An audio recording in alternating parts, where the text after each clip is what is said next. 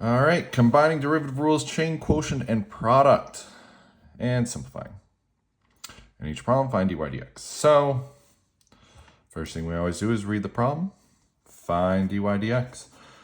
And these are not simple ones. So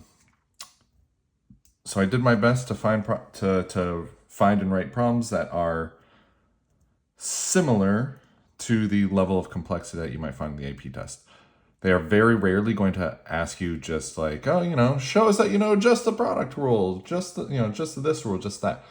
You always got to be ready to combine and do different things. So let's get moving and grooving. All right. Now, before I do anything else, I see a square root. In calculus class, I will always encourage you to, before you do anything else, just rewrite whatever you're working on. If you're about to do calculus, with a 1/2 power instead of a square root. All right. So, what do we see here? I see a product, right? Because I can split this bad boy in half. Ooh, the orange doesn't quite slap there. Let's do the blue. There we go. And on the left, that's definitely a one-step, right? Remember from class, we've talked about one-steps are just, they're the ones that you have memorized. The power rule, the derivative of the natural log, the derivative of e to the x, blah, blah, blah, blah, blah. But on the right here, I don't quite have a one-step. I've got these parentheses. I've got an exponent outside. This is going to be a chain rule, right? With the inside being 4 minus x squared. I like to, remember I like to do this this split method, right? Just because now I know, hey, 2x, boom, I'm done ski. And now let me handle this like a chain rule. So I'm going to derive the outside. So this is going to become negative 1/2. 1/2 will come down over here. 4 minus x squared. And just to be a paranoid Peter, I'm just going to wrap that all up in brackets. I'm going to come over here now and do the derivative of the 4 minus x squared, which is just negative 2x. All right. This looks a little gross, but let's get it settled, and then we will, get to where we're going. We do our little mix and match. So I'm going to have 2x, 4 minus x squared to the 1/2 power plus x squared, and then let's just bring this whole mess down. 1/2 4 minus x squared to the negative 1/2. Ugh. Bracket negative 2x. Wrap that in parentheses to remind ourselves that we're just multiplying all this together. All right. So now, this is all sort of in its own little box. This is dy dx. This is, of course, correct, but let's simplify this. So 2x, I see the 1/2 exponent. You will never see a 1/2 exponent in a multiple choice response. I see this negative, I see the plus. These are all being multiplied together, so I can just do that. This 2 and this 1/2 will cancel out.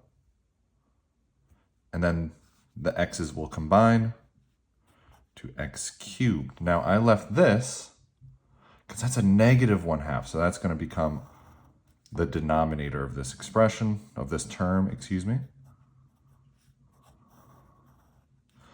And it's gross and nasty. But, if you can get here, I'm largely happy. I do want us to be able to recognize that these are the same, though. Again, the 2's cancel out. This negative 1/2 makes that into a denominator. Let's keep it moving and grooving.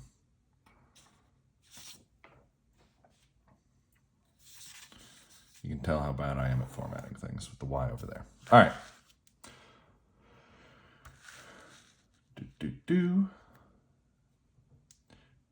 This one isn't too hard. This is, I guess you would call this a triple chain rule, but it can just be a little tough to see because of this 2. So again, before I do my calculus, I'm just going to rewrite this as sine of 2x, right? Sine of 2x is, 2x is obviously an inner function. But that 2 is just so weird. But if I rewrite it like this, it makes it a little bit easier for me to see that, hey, that x squared is my outermost function, right? This is really like y equals f, there's a number of ways I could present this, but let's just charge right ahead. dy dx equals 2. And now I'm going to bring all this down. Sine 2x. I'm going to move on to my next layer, which is the sine.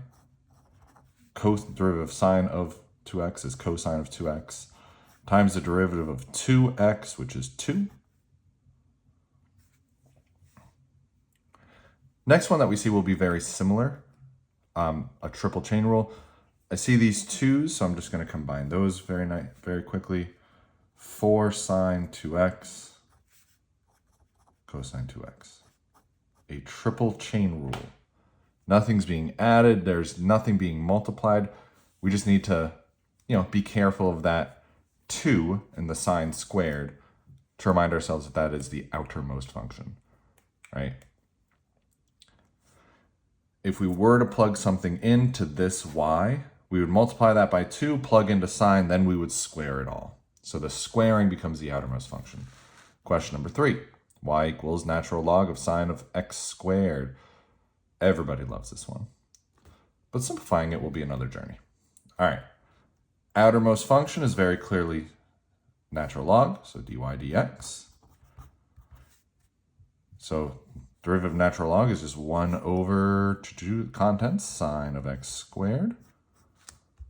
And we're going to multiply that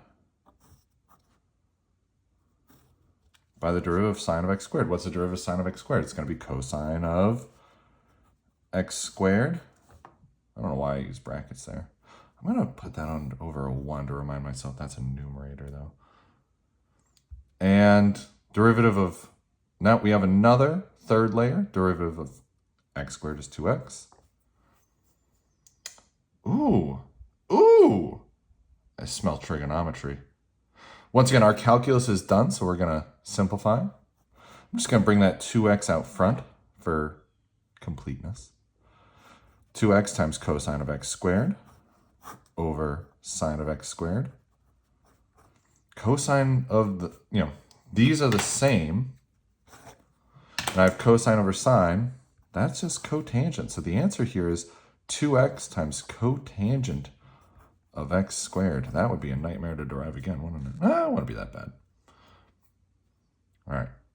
So again, the calculus, there's a theme here, right? This is the calculus step. Put that over 1 so we remember that's a numerator. Right? The continuous layers that we need to deal with. Let's keep it moving. Give you an eye full of that. Don't forget, you can always pause these videos. One of my very favorites. The derivative with respect to x. Beautiful. Let's take a detour. Y equals 5. dy dx equals, well, that's just a constant, so it's just going to be 0. Why am I showing you that? Because we see e so often that we forget that e is just a number, and pi is also just a number. If we're deriving with respect to x, dy dx is just 0. The problem that I showed you and this thing are exactly the same. Isn't that frustrating? Isn't that the worst? Worst thing you could ever do is tell me that the dy dx is going to be e to the pi, because e to the just comes back. But remember, pi is just a constant. Don't be a silly goose. All right. Almost there. One last one. Figure I'd throw in the quotient rule. And again, similar to the the product rule, I'm just going to consider each the numerator and the denominator separately. 2 to the x, remember that's going to be 2 to the x natural log of 2. Ooh, I love throwing that in there to trick kids. And then secant of 3x. So we have that 3. So we're not quite a one-stepper. We just have to remember how to manage that constant, right? If I gave you, let me come over here. If I gave you y equals sine of 3x, you would tell me that dy dx is cosine 3x, 3. So the 3x goes back in, 3 pops out. So something similar is going to happen to this. But let's just remember, do we remember this off the top of our heads? The derivative of secant of x is literally just secant x tan x. Is that right? That's right. So we're going to have a 3x in there, and then a 3x will pop out. So this becomes secant 3x tangent 3x times 3. And now we just need to remember the derivative of the top times the plane bottom minus the derivative of the bottom times the plane top. We're not going to simplify this one all over the bottom squared. So, give myself a good amount of room for this. 2 to the power of x, natural log of 2 times secant of 3x minus 2 to the power of x, and then this grossness here. Secant 3x, tan 3x, 3 over secant squared of 3x. Ugh, gross. And just because I'm feeling spicy, I will simplify this one a little bit. I see a secant of 3x in each term here. On top, there's 1, there's 1. I can cancel that out with one of the ones on bottom. And I'm going to factor out a 2x. So this is a little bit harder, but still we can do it, so we will. This is dy dx. Gosh. So 2x is going to be factored out on top. I'm going to be left with natural log of 2 minus 3 tan 3x. All this over one singular secant of 3x. That one's a little tough, especially with the simplifying, but it's not, we can do it, so we do. All I did was factor out the 2x and cancel out the common factor of secant 3x. Hope you had fun.